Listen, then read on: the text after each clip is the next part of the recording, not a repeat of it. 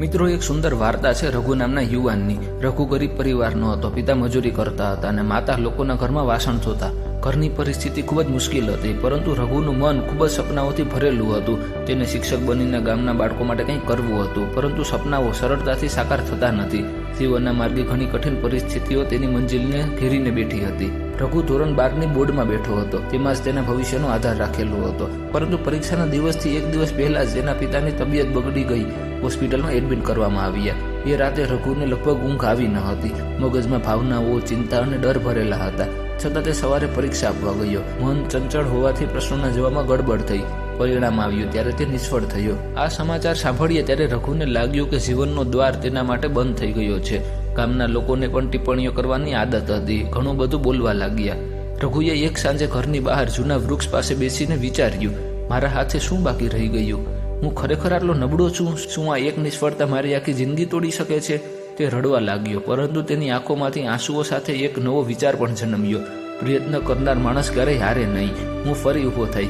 રઘુએ નક્કી કર્યું કે ફરી એક વર્ષ મહેનત કરી અને ધોરણ 12ની પરીક્ષા આપશે. પણ આ વખતે પરિસ્થિતિ થોડી કઠિન હતી. પિતા હજુ કમજોર હતા અને કામ કરી શકતા નહીં. માતાની મજૂરીથી જ ઘર ચાલતું હતું. રઘુએ દિવસમાં મજૂરી કરવાનો નિર્ણય કર્યો. કદી કન્સ્ટ્રક્શન સાઇટ પર જાય, કદી બગીચામાં પાણી આપવા જાય. સાંજે 5 વાગ્યા પછી તે ઘરે આવીને અભ્યાસ કરતો.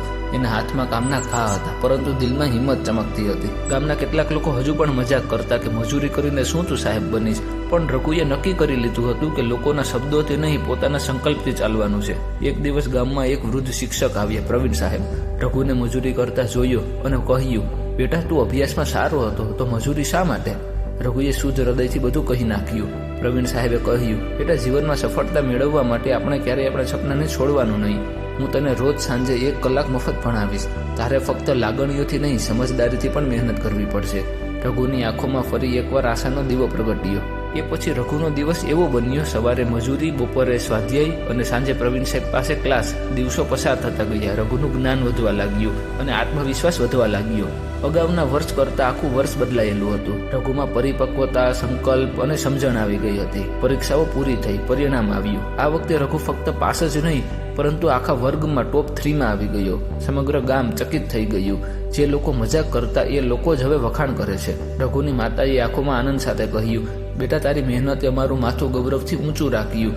પરંતુ રઘુએ નમ્રતાથી કહ્યું, માના આશીર્વાદ અને પ્રવીણ સાહેબના માર્ગદર્શન વગર હું કંઈ જ નહોતો. પરીક્ષા પછી રઘુએ શિક્ષક બનવા માટે બીએડ કરવાનું નક્કી કર્યું. ગામના લોકો અને પ્રવીણ સાહેબે ફી ભરવામાં મદદ કરી. બીએડ દરમિયાન પણ રઘુએ કામ ચાલુ રાખ્યું, મહેનત કરી અને સ્કોલરશિપ મેળવી. કેટલાક વર્ષો પછી એ જ ગામમાં રઘુ એક શિક્ષક બનીને પાછો આવ્યો. તે પ્રથમ દિવસે રઘુને ખૂબ ગર્વ થયો. એક દિવસે આ શાળાની દિવાલમાં એમના સપનાનો જન્મ થયો હતો. આજે તે સપના પૂરા થયા. રઘુ બાળકોને માત્ર પાઠ્યપુસ્તકનું જ જ્ઞાન નહીં, પરંતુ જીવનનું જ્ઞાન આપતો હતો. નિષ્ફળતા એ અંત નથી, તે નવી શરૂઆત છે. મહેનત એ માર્ગ છે અને સંકલ્પ દીવો છે. એક દિવસ ગામમાં એક કાર્યક્રમ યોજાયો, જેમાં રઘુને સ્વર્ણ શિક્ષક એવોર્ડ આપવામાં આવ્યો. સમગ્ર ગામ તેનાથી ખુશ હતું. એવોર્ડ લેતા રઘુએ સ્ટેજ પર કહ્યું, આ ગામના તમામ યુવાઓને મારી એક વિનંતી છે, સપનાઓને હંમેશા સાચવો. ભલે દુનિયા તમને વિકટ પરિસ્થિતિઓ આપતી હોય, મહેનતનો રસ્તો ક્યારેક લાંબો હોય, પરંતુ મંજિલ હંમેશા સુંદર જ હોય છે.